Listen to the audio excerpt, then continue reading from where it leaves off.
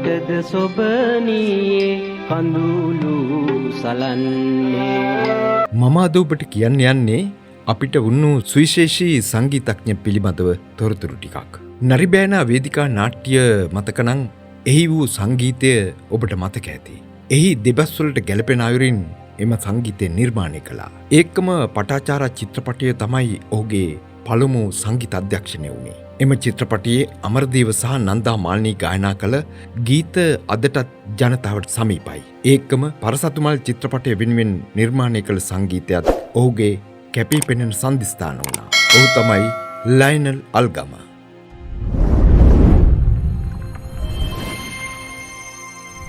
ඔහු ශ්‍රී වීණාව නමින් අලුත්ම සංගීත භාණ්ඩයකුත් ලෝකයට හඳුන්වලා දුන්නා.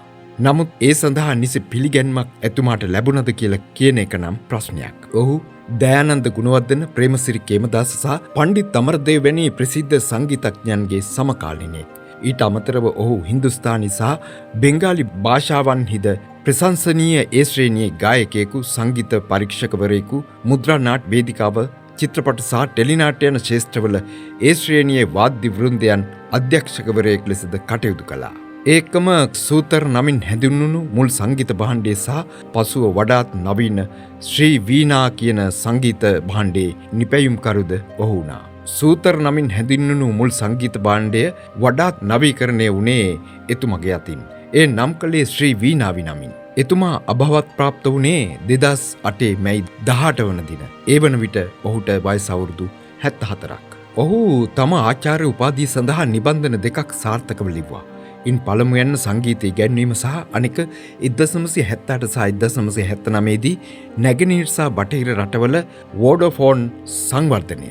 ශ්‍රී වීණාවෙහි අවසාන පරිපූර්ණ නිෂ්පාදනය 1994 දී නිම කරන ලද්දේ බොහෝ පර්යේක්ෂණ සහ නොපසුබට උත්සාහයෙන් පසුව. ශබ්ද ඒකාබද්ධ කිරීමේ දක්ෂතාවයක් ඔහුට තිබුණු අතර ඔහු නිර්මාණය කළ ශ්‍රී වීණා කෑන් එක සහිත භාණ්ඩ කීපයක ඒකාබද්ධ ශබ්ද මතු කළ හැකි බැවින් එය වෙනත් සංගීත භාණ්ඩ නොමැතිව ඒකපුද්ගල ප්‍රසංගය සඳහා භාවිතා කරන්නත් පුළුවන් වුණා. ඔහු උපන්නේ ගම්පහ දිස්ත්‍රික්කයේ සේනෑ කෝරළේ. ඔහුගේ පියා ධනවත් ව්‍යාපාරිකයෙකු වූ ජිනදාස පෙරේරා ආන්දරිකින් සඳහා මූලික වශයෙන් නාට්‍ය සමාගමක් පවත්වාගෙන ගියා.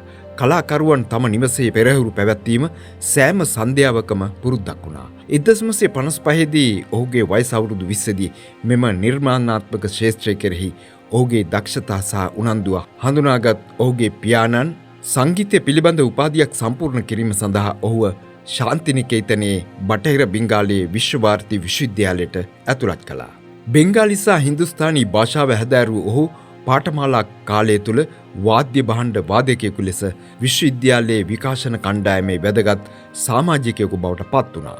සංගීතඥයෙකු ලෙස ඔහු වර්ධනය වෙනකොට මුද්‍රා නාට්‍ය, ටෙලිනාට්‍ය, වේදිකා නාට්‍ය සහ චිත්‍රපට සඳහා සංගීතය නිර්මාණය කළා. ඔහු සෑම විටම ශබ්ද සහ සංගීත භාණ්ඩ අත්හදා බැලීමට උනන්දු වුණා. අවසානයේ ඔහු සූතර නිර්මාණය කළා. එය මූලික වශයෙන් සිතාර්, හවායි ගිටාර්, සරෝද්, සන්තූර්, හාප් සහ ගෝතවාද්‍යම් වලින් නිපදවන ශබ්ද මිශ්‍ර කිරීමක් වුණා. ඔහුගේම සූතර වලට අමතරව ඔහු sitar, sarod, harmonium, piano, organ, mandolin, tenor, banjo, guitar, esraj, ටෝෂානි, සන්තූර්, වයලීන සහ ටැබ්ලානෝ යන වාදනයන් ප්‍රගුණ කර ඇති අතර ඒවා ශ්‍රී ලංකාවේ වෙනත් කිසිදු සංගීතඥයෙකුට ඔහුට අභියෝග කළ නොහැකි තරමේ දක්ෂයෙක් වුණා.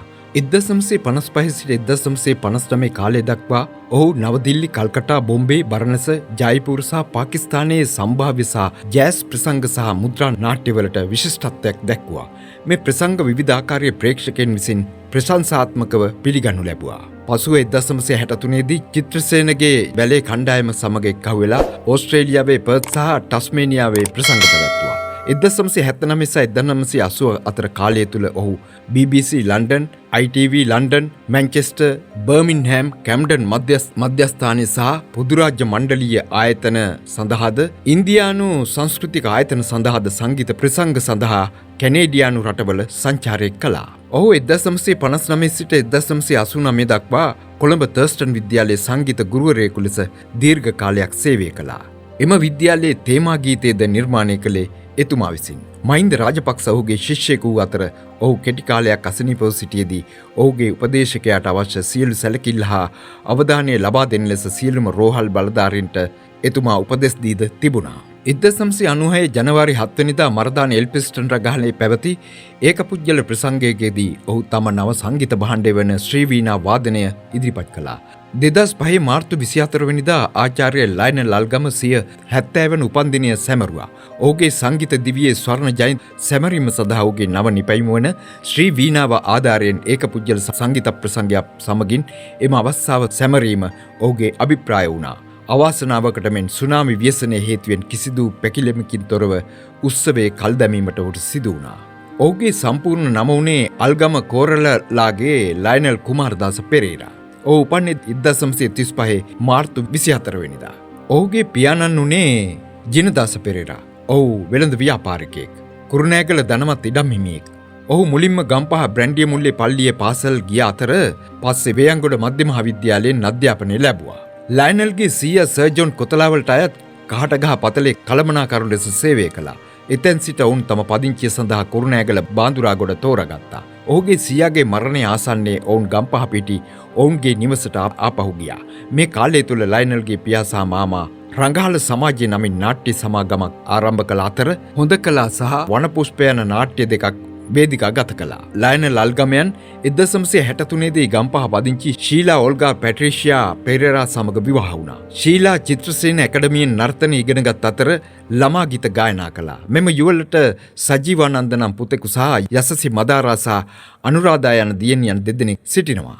ශීලා සහ ඇගේ වැඩිමහල් දියණිය යසසි රෙක්සෝනා සබන්හි වෙළඳ දැන්වීමකද රඟපෑවා. 2019 ජනවාරි 13 වෙනි දින ඇය හෘදයාබාධයකින් මිය ගියා. ලයනල් අල්ගමයන්ගේ පළමු සංගීත ගුරුවරයා වුණේ ටී.එන්. සිල්වා. පාසල් වියේදීම ඔහු ප්‍රවීණ සංගීතඥ එඩ්වින් සමරදිවාකරගෙන් සිතාර් වාදනය ඉගෙන ගත්තා. ඔහුගේ ප්‍රධාන සංගීත භාණ්ඩයේ සිතාරය වූද ඔහු වීණාව, ගිටාරය, සරෝද්, හාමෝනියම් සහ මැන්ඩලින් වැනි සංගීත භාණ්ඩ වාදනය කිරීමටද දක්ෂෙක් වුණා. තම පුතාගේ සහජ සංගීත කුසලතාවයේ දුටු ඔහුගේ පියා 1955 දී ලයනල්ව ඉන්දියාවේ විශ්ව භාරතී සංගීත විශ්වවිද්‍යාලයට යවුවා. ඉන්දියාවේ ඔහුගේ ජීවිත කාලය තුල ඔහු විශාරද රවිශංකර් සහ රවීන්ද්‍රනාත් ටාගෝර් යටතේ සිතාර හැදෑරුවා. ඔහු ඉංග්‍රීසි වංග සහ හින්දි භාෂා චතුර ලෙස දැනගෙන සිටියා. ඔහු පූජ්‍ය ධර්මිටිපොළ රතනසාර හිමියන්ගෙන් හින්දි ඉගෙන ගත්තා. ඔහු ඉන්දියාවේ අධ්‍යාපනය හමාර කළ ලංකාවට පැමිණ සංගීතඥ W. චූලරත්න සමග එක් වුණා. චූලරත්න සහ සමරදිවාකරගේ මඟ පෙන්වීම යටතේ ඔහු රේඩියෝ සිලෝන් සංගීත කණ්ඩායමට සම්බන්ධ වුණා. කොල්ලුපිටියේ චිත්‍රසේන කලා ආයතනයේ සිටිද්දී ඔහු චිත්‍රසේනගේ කරදිය සහ නල දමයන්ති වැනි වේදිකා නාට්‍ය සඳහා W.D. අමරදේව සහ එක්ව සංගීතය නිර්මාණය කළා. ඒ අතර කිංකිණි කෝලම, ගිනි හොරා, රන් කිකිලි, නුවන් පොඩිය, කුසපපාවතී, මැක්තබත් සහ ඔතෙලෝ යන නාට්‍ය සඳහාද සංගීත අධ්‍යක්ෂණය කළා. 1955 සිට 1989 දක්වා ඔහුගේ පළමු ගුරුපත් වීම ලෙස ඔහු කොළඹ තර්ස්ටන් විද්‍යාලයේ සංගීත ගුරුවරයා ලෙස සේවය කළා. 1964 තමයි ඔහුගේ මංගල සිනමා සංගීත අධ්‍යක්ෂණය සිදු කළේ. ඒ විමලනාත් දිසානායකයන් අධ්‍යක්ෂණය කළ පටාචාරා චිත්‍රපටය. ඔහු විසින් නිර්මාණය කරන ලද අමරදේව විසින් ගායනා කළ තන්නා ආශා, නන්දා මාල්නී ගායනා කරන බාලොලි ලොලි එම ගීත සඳහා ඔහු 1965 ලංකා රසික සංගමයේ සම්මානවලදී හොඳම සංගීත අධ්‍යක්ෂකවරයාට හිමි සම්මානය දිනාගත්තා. ඔහුගේ සංගීත දිවියේ වසර 44ක් තුළ ඔහු චිත්‍රපට 9ක සංගීත අධ්‍යක්ෂකවරයා වුණා. සිනමාවට අමතරව ලයනල් අල්ගමයන් ගම්පහ බණ්ඩාරනායක විද්‍යාලය, රත්නාවලී බාලිකා විද්‍යාලය සහ තර්ස්ටන් විද්‍යාල සඳහා පාසල් ගීත කීපයක්ද නිර්මාණය කළා. ඔහු සංස්කෘතික කටයුතු අමාත්‍යාංශයේ සංස්කෘතික සංවර්ධන නිලධාරිවරයෙකු ලෙසද සේවය කළා. කැලණිය විශ්වවිද්‍යාලයේ සෞන්දර්ය අධ්‍යාපන පීඨයේ න්‍යායාත්මක හා ප්‍රායෝගික යන අධ්‍යයනයෙන්ම සංගීතය පිළිබඳ ප්‍රධාන පරීක්ෂකවරයා බවට පත් වූ ලයනල් අල්ගමයන් 1983 සිට 1984 දක්වා මාලදිවයින ජනරජයේ අධ්‍යාපන අමාත්‍යාංශයේ සංගීතය පිළිබඳ අධීක්ෂකවරයෙකු ලෙසද සේවය කළා. ඔහු සංගීත නිර්මාණය කළ චිත්‍රපටි අතර 1964 පටාචාර, 1966 පරසතුමල්, 1967 වසන්ති, 1968 ඉදුනිල්ල, 1976 ප්‍රදීපේ මාවේවා, 1980 අනුහස, 1980 මයුරගේ කතාව, 1981 බාඳුරාමල්, 1982 බඹර ගීතය යන චිත්‍රපටිවලත් සංගීත අධ්‍යක්ෂකවරයා ලෙස කටයුතු කළා. මෙතුමාණන් සිහිගන්වමින් 2025 අප්‍රේල් 24 වෙනිදා සවස 4ට කොළඹ තර්ස්ටන් විදුහලේ ගුරු විදුහල්පතිතුමා ඇතුළු කාර්ය මණ්ඩලය ආදි සිසුන් හා එක්ව උපහාර වැඩසටහනක් පවත්වනු ලබනවා. ඒ සඳහා එදින එතුමා සංගීත අධ්‍යක්ෂණය කළ ගීත 16ක වැඩසටහනක්ද ඉදිරිපත් කරනු ලබනවා. එම උපහාරය කරනු ලබන්නේ තර්ස්ටන් විදුහලේ පාසල් ගීතයේ නිර්මාතෘවරයා වශයෙන්. හෙළ සංගීතය වෙනුවෙන් මේසා විශාල සේවාවක් ඉටු කළ ආචාර්ය ලයනල් අල්ගමයන් 2008 මැයි 18 වන දින වයස අවුරුදු 74දී අභාව ප්‍රාප්ත වුණා. අපි එතුමාණන්ට නිවන් සුවත් වේවායි ප්‍රාර්ථනා කරමු. මේ තොරතුරු අන්තර්ජාලය ඇසුරෙන් තොරතුරු ඔබට ගෙනා මම බන්දුල කේ ජාගෝ. අමතක කරන්න එපා සබ්ස්ක්‍රයිබ් කරන්න ස්ටුඩියෝ ජා.